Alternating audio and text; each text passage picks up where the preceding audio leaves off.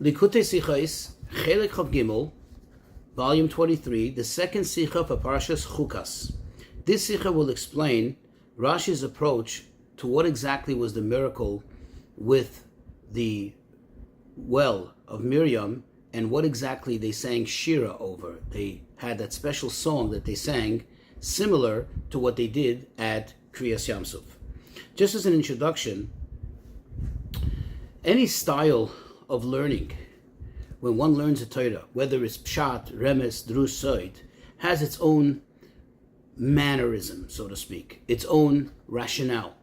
So when you learn Rashi, which Rashi, of course, is exclusively, as he himself states, Pshutei Shel Mikra, the simple, basic meaning of the verse, so one needs to, so to speak, to get into the mindset of the Pshutei Shel Mikra, and through that understand why Rashi chose to explain, to comment in the way that he did, or the way that he does.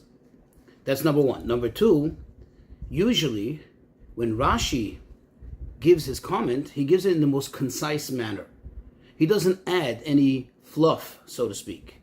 So it's certain when Rashi explains it at length, or especially when he adds a parable, that there has to be a compelling reason for it, and that needs to be explored. Let's go into the Sikha. So the Rebbe says it was discussed many times that Rashi himself states, in reference to his pirush, to his commentary on the Torah, Ani lo basi elo lefarish pshutei shel mikra, that my sole purpose exclusively is to explain pshutei shel mikra. And Rashi adds in Chumash Bereshis, Ula Agada hamiyasheves divrei hamikra, that sometimes I bring Agada, which is like Medrash, that explains the psukim in a manner that fits in with the pshutei shel mikra, with the pasuk itself.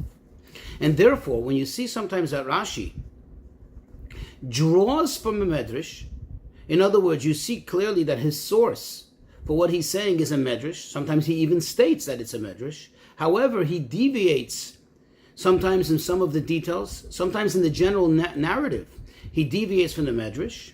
That itself tells you that that was an imperative, so to speak, according to the way that Rashi explains the pasuk. In other words, it was compelling to Rashi that although he draws his pirush as his source is the Medrash, but yet he has to change slightly, or sometimes more than slightly, from the actual Medrash itself. So you see a great example for it in our parsha regarding the description in the parsha of the travels and the encampments of the Yidden. And this starts in chapter 21. If you look verse 13, Perek Chaf Aleph, Pasuk Yud Gimel, it says, Vayachanu me'ever Arnon, that they camped the other side of Arnon. And then the Torah relates regarding that encampment, Al Kain Yomar b'Sefer Milchames Hashem. Therefore, it is said, it is related in the book of the wars, of the victories of Hashem. It says, "Es vohe b'sufa v'sanecholim arnei." That which Hashem gave by Sufa, which l'chayra means like Suf, the sea of reeds, and that which happened in the Necholim, in the wadis of Arnon. And then it continues and it says, "Ve'eshed hanecholim asher nota l'shebes or," and the spilling of the streams of the wadis, which were turned to the settlement of Ar, and Venishon ligvul Moav, and they leaned towards the border of Moav. And then the pasuk describes how they found, or it was found, the well of Miriam, and then how the Yidden Oz Yashir Yisrael Es Ashira Zayisad. Then they sang the special song of tribute for the special well, for the miracle, or whatever it is, and they said, Ali Be'er Anulah, ascend a well and sing to it. So Rashi, explaining these verses, especially verse 14 and 15, he describes in detail, in long detail, all the miracles that happened there. And he says that there was a narrow valley through which Bnei Yisrael passed. This valley, this wadi, was between very tall mountains on either side. And these mountains were in such a manner that on one side, the mountains had these caves, like these cavities. On the other side, the mountains parallel to it had these protruding boulders that stuck out from the mountain. And the Amorim, the Goyim, they hid there in these cavities, in these caves. And their plan was that when the Yidden passed through deep below, in the wadi, in the valley, that's when they're going to throw them all kinds of stones and projectiles and smite them. What did Hashem do? Hashem made both mountains come together, says Rashi. And these protruding boulders went into these holes, into these cavities, and it crushed them all to death. Afterwards comes the pasuk, Unisham Be'era, and from there they came to the Be'era, which means to the well, or the well place. And this is the well which Hashem had told Moshe to speak to the well, and so on, from which came out the water. So Rashi explains, what does it mean, Misham? What does it mean from there, Be'er? That from there came the Eshed, from there came the spilling of the valleys, which I mentioned before, to the well. How so, says Rashi? Hashem said, I'm quoting Rashi now, who will notify my children about the great miracles that took place here? And he says, the parable says, quote, you gave a piece of bread to a child, you must notify the mother. So what happened? After, says Rashi, after they passed through, the mountains went back to their original place, and the well started to flow through there, and the spilling started to flow there and caught up with the well, and that brought up, he says, all the blood of the goyim that were killed, and all the various arms and limbs, and it made it flow all around the encampment of the Bnei Yisrael, and that's how they knew. They saw it, says Rashi, and that's when they all burst out into song and they said Shira. Now the source for Rashi is in Medrash Tanchuma and Medrash Rabbah. However, over there are significant differences that stand out in the way the Medrash presents the miracle versus the way Rashi presents the miracle. For example, the Medrash says that the miracle took place in the following manner. That there were, yes, indeed, that there were these caves, these holes, these cavities in the mountain, and that the mountains came together and killed them. However, that a significant portion of the Goyim were actually down in the valley waiting there to ambush the Jewish people. And what happened, the well came in and overflowed like a raging river, and it basically killed them in, I guess, similar to what happened in Kriyas Yamsuf, that the water overwhelmed the Goyim and killed them. However, Rashi only presents one miracle. According to Rashi, it's only the miracle that the mountains came together and killed them.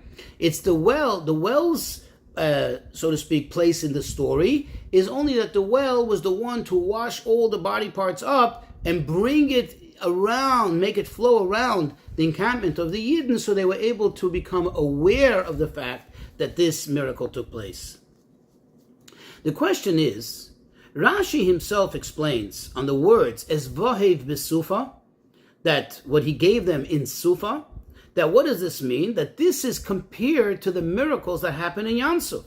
That just like we quote, we relate the great miracles, we talk about the great events of Yamsuf, so too over here we talk about the great events, and they sang about the great miracles that took place. However, following this way of explaining the words as Bohe B'Sufa, it would seem more compelling that Rashi should explain it like the Medrash, because you're saying there's a similarity to Yamsuf.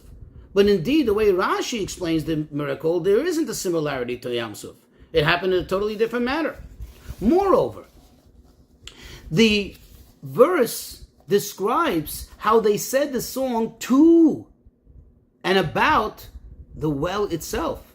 But according to the way Rashi explains it, the well was not a component of the miracle, or so it seems. In other words, what role is the well playing here in the miracle that they sang a song to it or about it? According to the Medrash, it makes sense. The miracle played an active role in the well played an active role in the miracle, was a major component in the miracle.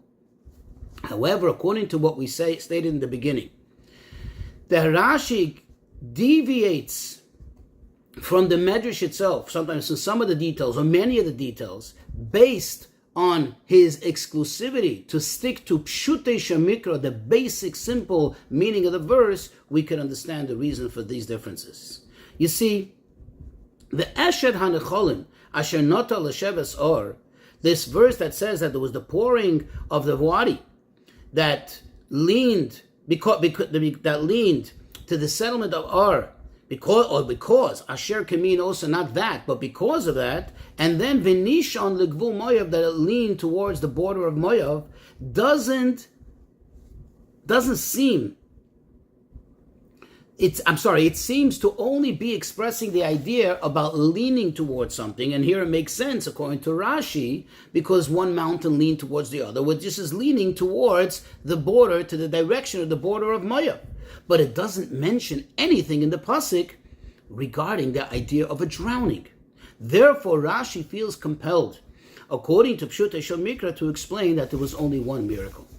And based on this, we'll also appreciate some other differences that appear between Rashi and the Medrash. Let's take, for example, the Medrash says that the well went down into those caves and brought out the body parts, but it's the Yidden that looked for it. They were looking for the well. Where did it go? And when they found it, they became privy to, they became aware of these tremendous miracles. However, Rashi, in contrast, says that the well is the one that went down into the wadi, into the valley, and it's the one who brought everything up to the Jewish people.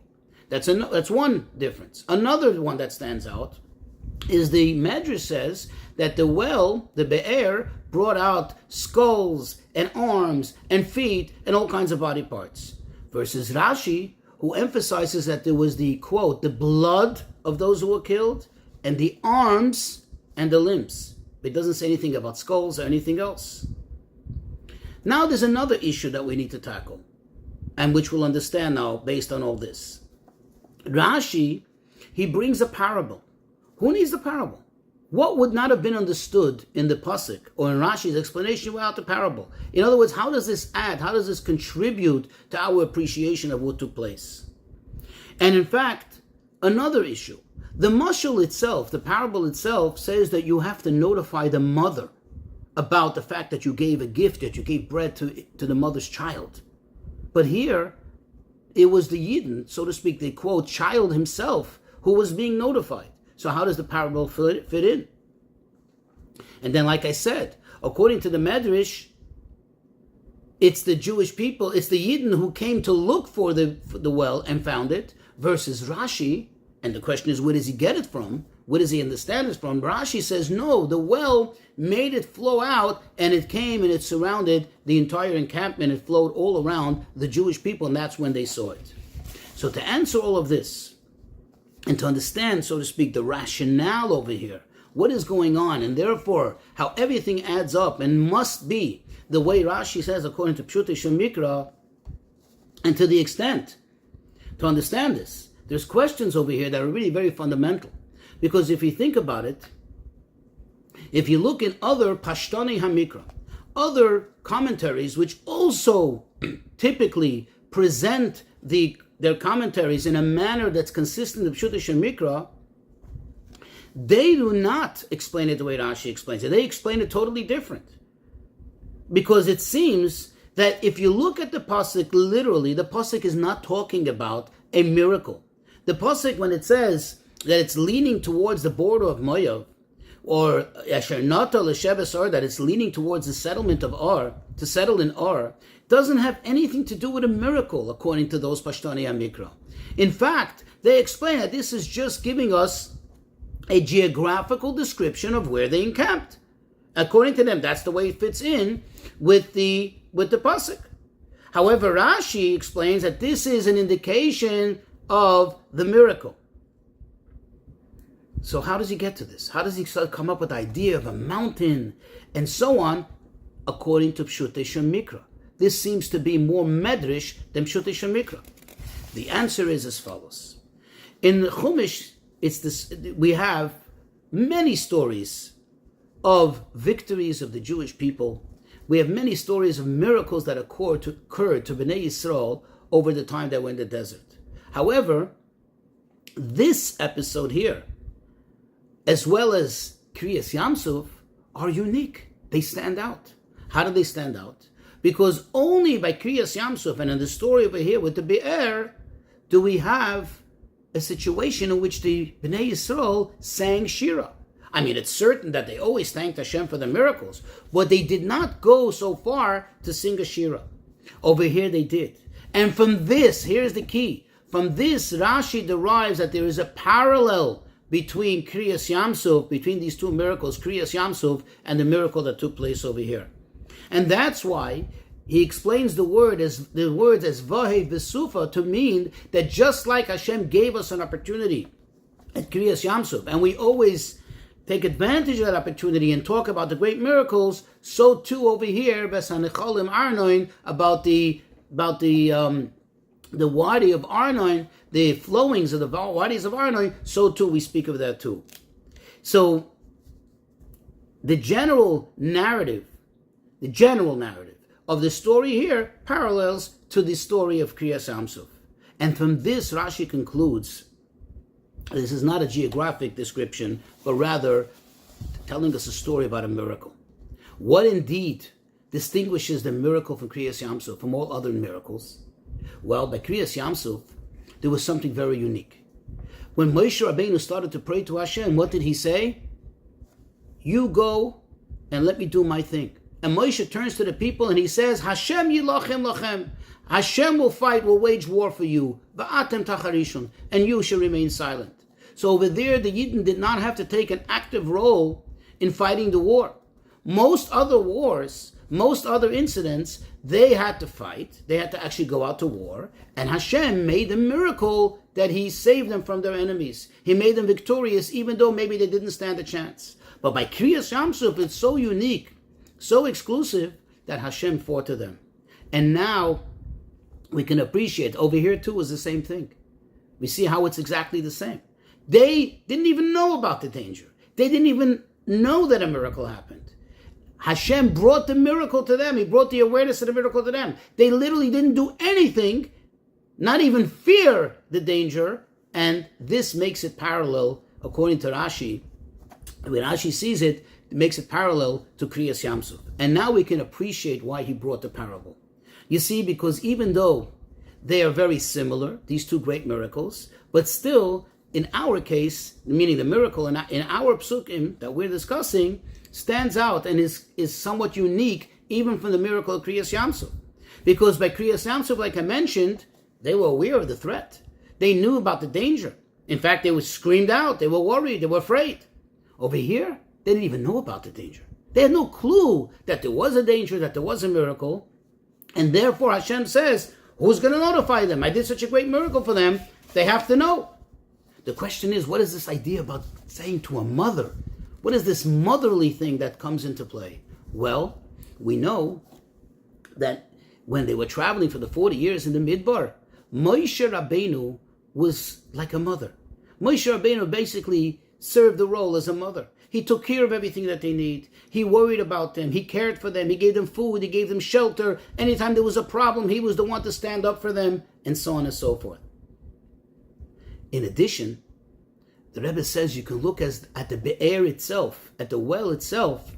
What did the well do? It gave them all the nutrients. It gave them the water, which is the most vital nutrient that one needs. In this sense, the Be'er, the well, is also in a sense, like metaphorically at least, like a mother. And that's what happened. Hashem says, and that's where the parable comes in. And now we understand how the well comes to play a key role in here, and why they're saying Shira to the Be'er, to the well.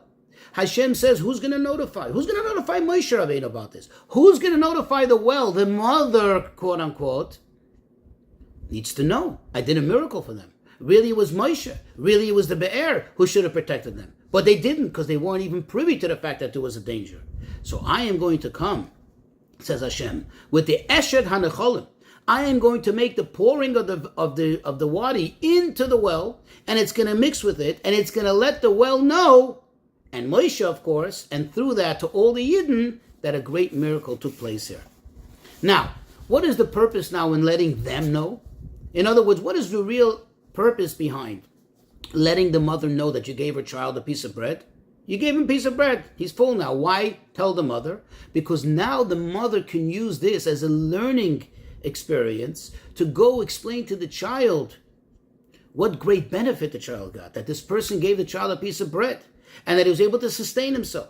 So basically that the mother is there to teach the child, to make the child aware how to appreciate the great favor that the person who gave the piece of bread did for him. And so too over here.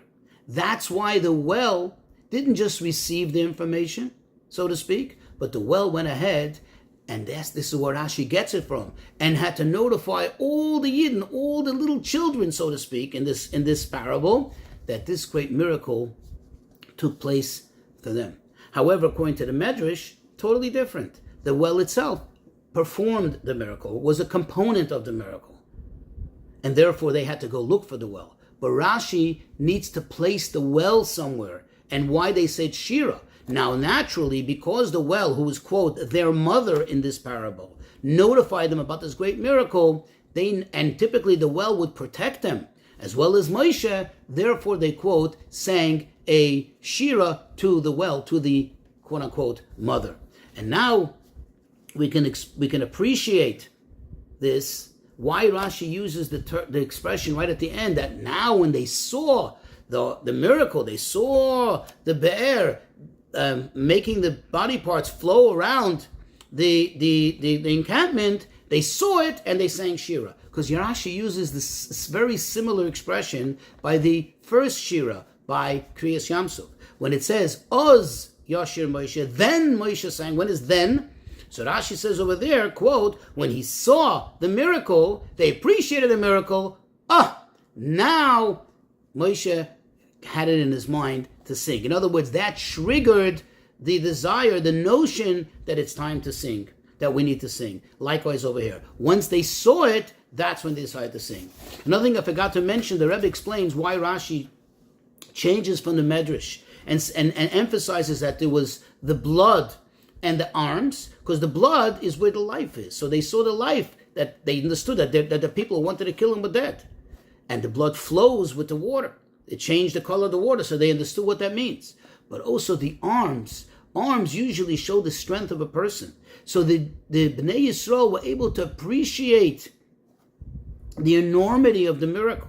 When they saw the types of arms that were floating around, and the strength that they had in their muscles and those arms, they understood what kind of danger they were facing, and they appreciated the miracle even more so.